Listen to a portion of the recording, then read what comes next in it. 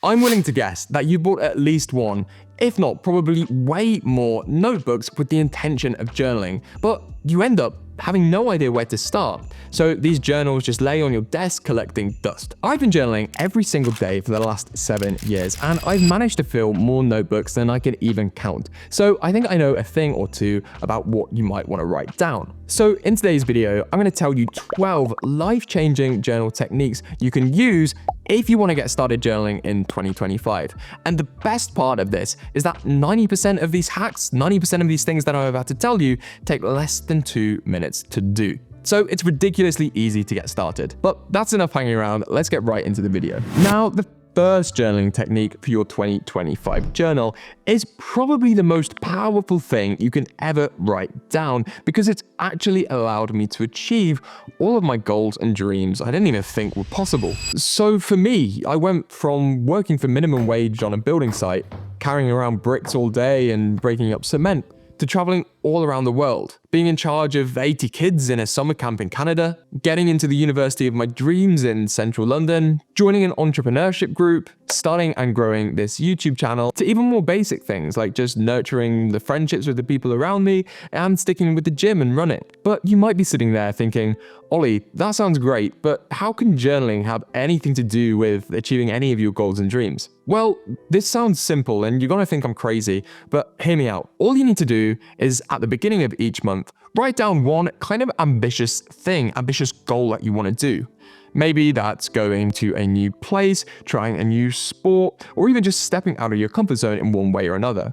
And then the second step is that when you approach the end of the month, you want to write down a reflection, no more than a sentence or two, on how that actually went. This way, at the end of each year, you're going to have 12 amazing monthly adventures that individually pushed you out of your comfort zone. Think about how much further you can get ahead of people around you, or even of your previous self, if you actually committed to this simple 2-minute journaling hack. Now, the next journaling technique that's going to take your 2025 journal to the next level is perfect if you're a little bit more of a visual learner. Let's say you're the type of person that likes to use colors to track things and finds their brain works best when they use diagrams and maybe little drawings to work through things in their life. This journaling hack was something that I was first introduced to a few years ago when I was watching a video from one of my favorite YouTubers and somebody I really aspire towards, Ali Abdaal. And this journaling hack is called the Wheel of Life. Now, what you want to do is draw a big circle in the middle of your journal page and separate that circle up into 9 individual sections.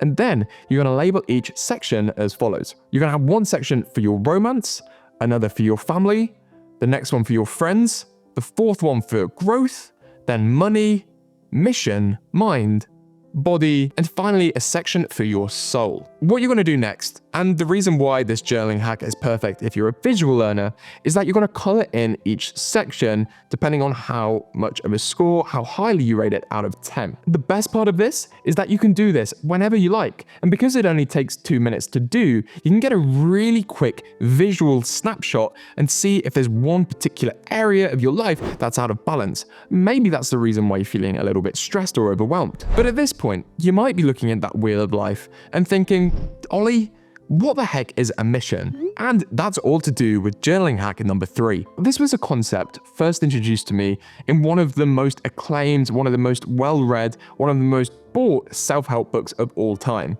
Now, can you guess what that is? It's Stephen Covey's 7 Habits of Highly Effective People. Covey talks about the importance of writing down a set of values. He calls it a personal mission statement, because I certainly feel like Covey agrees with this, and I'm sure you will see my perspective too, is that most people just sort of run through life on autopilot, doing what they're told without really thinking too hard, critically engaging with things around them. You need to have things you stand for, because otherwise you can just be pushed about by people. And in the interest of transparency here, I want to let you guys a little bit behind the scenes. So I'm going to show you my personal mission statement. As you can see, I've just written down a set of values, a sort of set of principles that I want to live my life by. And at this point, you know that if somebody asks you, what do you stand for in life? What are your values? What do you believe in strongly? Well, That's your mission. So journaling hack number 3 that you can use in your 2025 journal is to write down your personal mission statement. But you still might be looking into the video and saying, Ollie, I don't have any idea what my values might be. I've never really thought about this before, and I'm a bit unsure about where I can start. And if that does sound like you need to listen really closely to what I'm about to say. I would say I'm fairly confident in knowing what my values are and what sort of strong opinions I have. Just as an example, if I go into somewhere new and meet some new people, and those people are talking about how they just like rotting in bed all day and they don't have any ambition to do anything, then I know very quickly that those people don't align with my values, my personal mission statement. So I won't really waste any time or energy getting to know them better. That's the idea of being polarizing. You don't want everybody to like you. As they say, birds of a feather flock together. What does being polarizing have to do with journaling, you might ask? Hear me out. It's really important to have strong opinions and things that you hold true to your heart, because if you try and appeal to everybody, and if you try and be liked by everybody, the reality is you're liked by nobody. So journaling hack number 4 is a little bit of a weird one, but you can write down 3, 5, maybe even 10 polarizing opinions that you might have. So to see the 5th journaling technique that you can use in your 2025 journal, I need to tell you another one of my polarizing opinions. Feel free to disagree with me. Let me know what you think in the comments. Because I'm a big believer that we all have the same 24 hours in the day. And I'm not that naive. I am aware that luck and money and relationships and connections all do play a little bit of a part in determining if you're successful in life, however you determine that to be. Instead, I think that the biggest determinant on if you're going to be successful or not is actually taking action on what you say you're going to do and what you actually want in life. Now, how can you use your journal to apply any of this? Well, I recently read a book called $1 Million Weekend by Noah Kagan. It's a fantastic book, but unfortunately for the purposes of this video, not much of the content is particularly relevant, apart from this. You see, Kagan talks about this idea of rejection therapy. Maybe you've heard about it before. Kagan argues that there's one reason why most people settle into their 9 to 5, allow themselves to be bossed around by people around them, they accept being told what to do, and they actually settle for a salary that they know they don't deserve. Now, what do you think that one reason is? Kagan highlights, and I completely agree with this, how most people feel uncomfortable with asking for what they want and what they feel like their life actually deserves. But the best news is that there's a really simple journaling hack that I've been using for the past year and a half, and I'm still using today, that's allowed me to get over my fear of asking for what I want. So technique number 5 for your 2025 journal is to write down a rejection list. Write down the things that you're uncomfortable with doing right now, because by doing so, you're actually holding yourself accountable, and you're way more likely to start to do those uncomfortable things and ask for what you really want. But at this point in the video, you might be thinking, whoa, all of that sounds really good, Ollie, but how on earth am I possibly gonna go out and approach a random stranger on the street when I've never done anything like this before? Well, hack number 6 is going to completely solve this problem for you, and it's something that I've been doing in my journal for the past 2, 3, 4 years. Now, this journaling concept was first introduced to me by my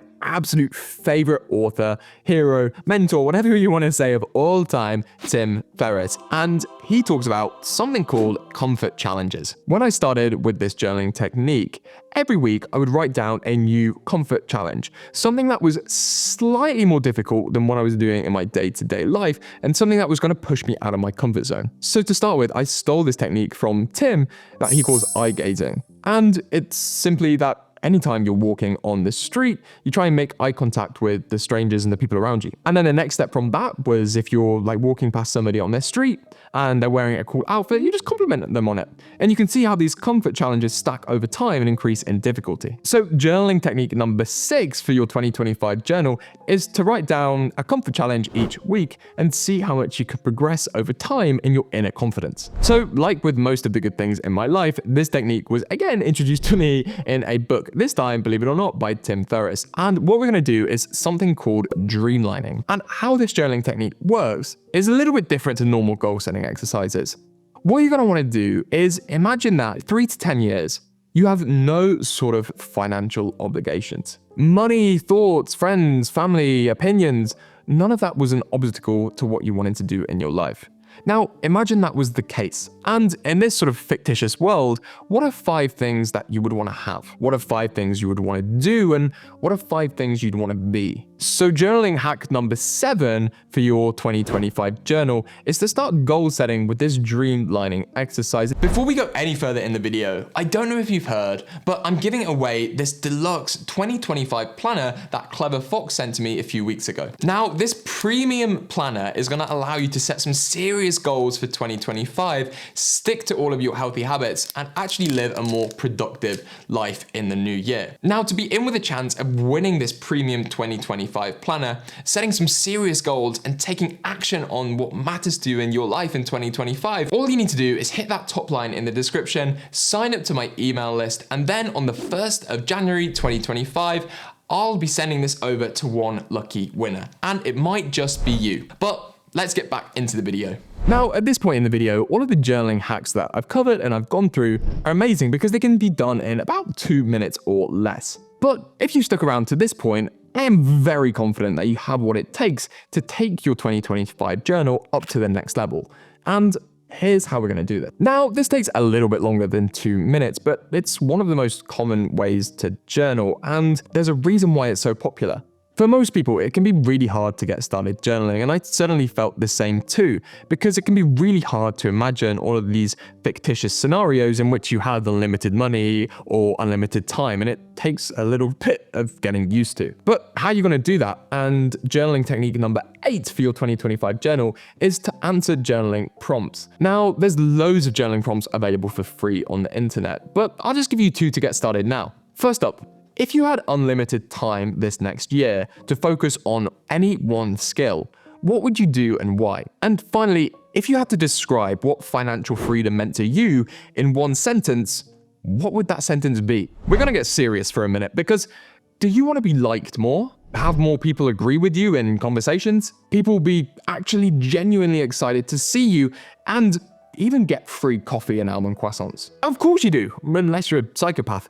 And after reading one of the most famous books of all time, How to Win Friends and Influence People by Dale Carnegie, I discovered that there was a ridiculously simple way to achieve all of this and more. And the best part is that to achieve all of this, all you need is a journal. Because as Carnegie points out, what do you think is somebody's favorite word in the whole wide world? Really think about that.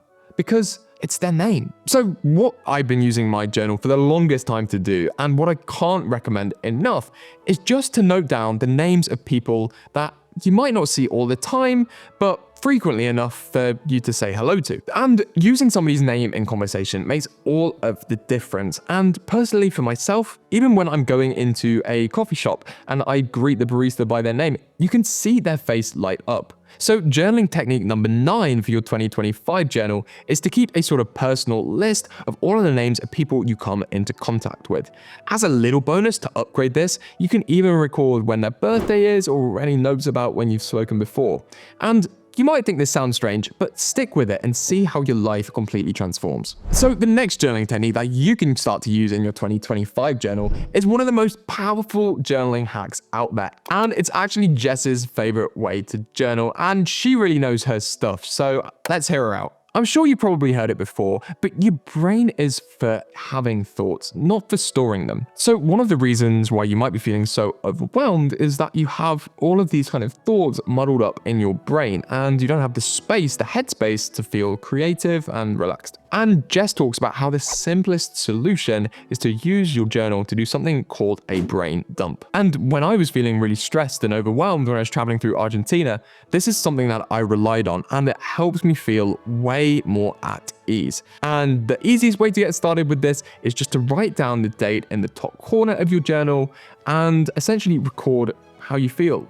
Don't worry about how messy it looks. Don't worry about if the grammar's correct, anything like that. Just get all of your thoughts down on paper. So hack number 10 for your 2025 journal is to use a brain dump. Now, the next technique is one of the weirdest ways that I use my journal, but if done correctly, it can really change your life, so please hear me out. I don't know if you guys agree with me, but I feel like one of the reasons why we oftentimes put off doing the things that we really want to do is because we feel like we have this sort of unlimited sense of time. But the sad reality is, you very quickly realize in your life that at one point or another, we're all gonna die. And if you feel like you're always putting things off for a future date, well, you're in real trouble. Because as Tim Ferriss points out, someday is the day and the place where all of your hopes and dreams go to die. So to actually achieve what we're capable of, we need to get face to face with death.